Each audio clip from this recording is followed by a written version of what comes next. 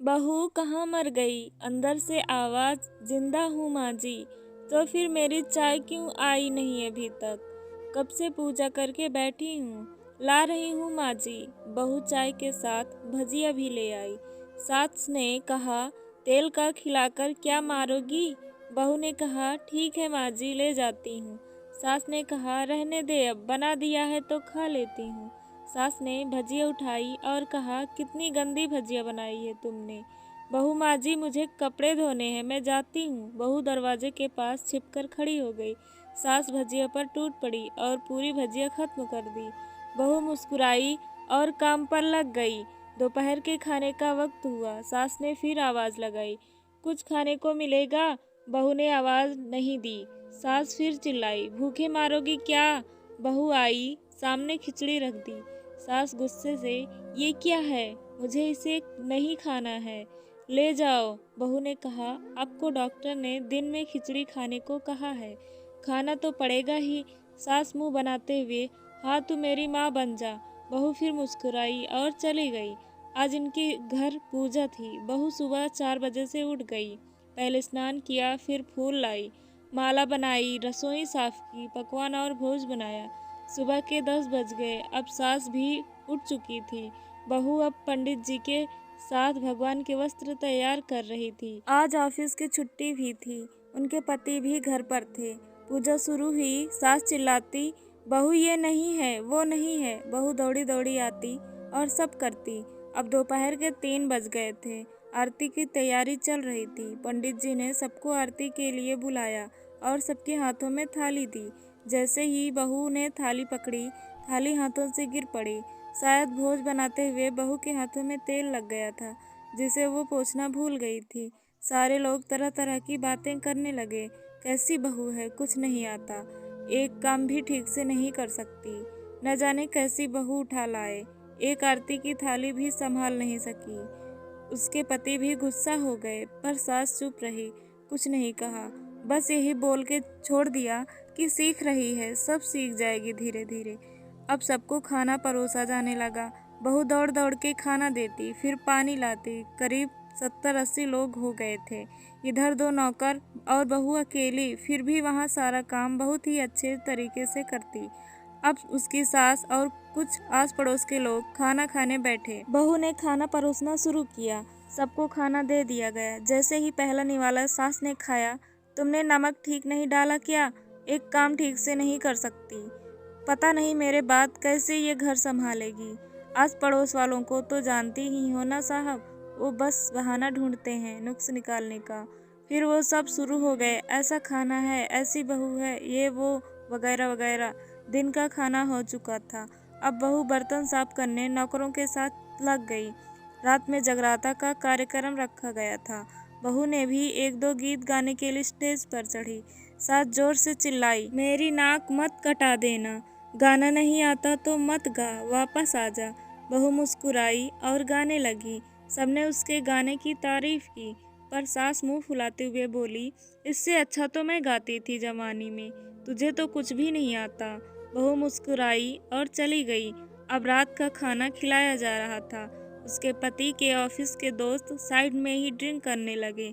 उसका पति चिल्लाता, थोड़ा बर्फ लाओ, तो सास चिल्लाती, यहाँ दाल नहीं है। फिर चिल्लाता, कोल्ड ड्रिंक नहीं है, पापड़ ले आओ।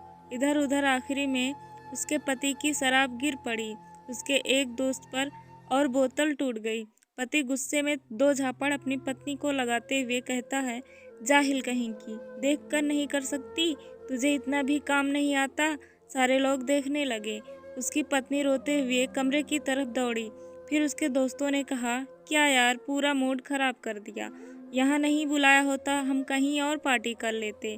कैसी अनपढ़ गंवार बीवी ला रखी है तूने, उसे तो मेहमानों की इज्जत और काम करना तक नहीं आता। तुमने तो हमारी बेइज्जती कर दी। अब आस पड़ोस की औरतों को और बहाना मिल गया था। वो कहने लगी, देखो क्या कर दिया तुम्हारी बहू ने, कोई काम की नहीं है। मैं तो कहती हूँ अपने बेटे की दूसरी शादी करा दो, छुटकारा पाओ इस गंवार से। सास उठी और अपने बेटे के पास जाकर उसे थप्पड़ मारा और कहा, अरे नालायक, तूने मेरी बहू को मारा, तेरी हिम्मत कैसे हुई, तेरी टांग तोड़ दूंगी। उसके बेटे के दोस्त कुछ कहने ही वाले थे कि उसकी माँ ने घूरते हुए कहा, चुप, बिल्कुल चुप, यहाँ दारू पीने आए हो, जबकि पता है आज पूजा है और तुम्हें पार्टी करनी है। कैसे संस्कार दिए हैं तुम्हारे माता पिता ने। और किसने मेरी बहू को जाहिल बोला? जरा इधर आओ, चप्पल से मारूंगी अगर मेरी बहू को किसी ने शब्द भी कहा तो। अरे पापी, तूने उस लड़की को बस इसलिए मारा कि तेरी शराब टूट गई। पापी, वो बच्ची सुबह 4 बजे से उठी है, घर का सारा काम कर रही है, न सुबह से नाश्ता किया न दिन का खाना खाया, फिर भी हंसते हुए सबकी बातें सुनते हुए ताने सुनते हुए घर के काम में लगी रही। तेरे यार दोस्तों को वो अच्छी नहीं लगी। जूते से मारूंगी तेरे दोस्तों को जो भी कभी उन्होंने ऐसा कहा। उसके यार दोस्त चुपके से खिसक लिए। अब सास बहू के कमरे में गई और बहू का हाथ पकड़कर बाहर लाई। सबके सामने कहने लगी, किसने कहा था अपनी बहू को घर से निकाल के बहू दूसरे ले आना? जरा सामने आओ। कोई सामने नहीं आया। फिर सास ने कहा, तुम जानते भी क्या हो इस लड़की के बारे में? ये मेरी माँ भी है, बेटी भी है। माँ इसलिए मुझे गलत काम करने पर डांटती है और बेटी इसलिए कभी कभी मेरी दिल की भावनाएं समझ जाती है। मेरी दिन रात सेवा करती है, मेरे 1000 ताने सुनती है, पर एक शब्द भी नहीं कहती, न सामने न पीछे। और तुम कहते हो दूसरी बहू ले आऊं।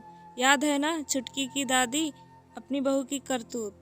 सास ने गुस्से से पड़ोस की महिला को कहा, अभी पिछले हफ्ते ही तुम्हें मियाँ बीबी भूखे छोड़ घूमने चले गए थे। मेरी इसी बहू ने 7 दिनों तक तुम्हारे घर पर खाना पानी, यहाँ तक कि तुम्हारे पैर दबाने जाती थी, और तुम इसे जाहिल बोलती हो? जाहिल तो तुम सब हो जो कोयले और हीरे में फ़र्क नहीं जानते। अगर आइंदा मेरी बहू के बारे में किसी ने एक लफ्ज़ भी बोला तो मुझसे बुरा कोई नहीं होगा, क्योंकि ये मेरी बहू नहीं, मेरी बेटी है। बहू सिसकियाँ लेते हुए फिर अपने कमरे में चली गई। सास ने एक प्लेट उठाई और भोजन परोसा और बहू के कमरे में खुद ले गई। सास को भोजन लाते देखा तो बहू ने कहा, अरे माँ जी, आप क्या कर रही हो? मैं खुद ले लेती हूँ। सास ने प्यार से ताना मारते हुए कहा, डर मत, इसमें जहर नहीं है, मार नहीं डालूंगी तुझे। तुझे नई सास चाहिए होगी, पर मुझे अभी भी तू ही मेरे घर की बहू चाहिए। बहू ने अपनी सास को रोते हुए गले से लगा लिया। सास भी रो दी पहली बार और कहा, चल खाना खा ले। फिर मजाक करते हुए कहा, फिर मेरे पैर दबाने चले आना, और ये ख्याल मन में मत लाना कि सास पैर बोलती है। किसी दिन मैं इसका गला दबा दूंगी, क्योंकि कभी मैं भी यही सोचती थी। दोनों खूब हंसने लगती हैं।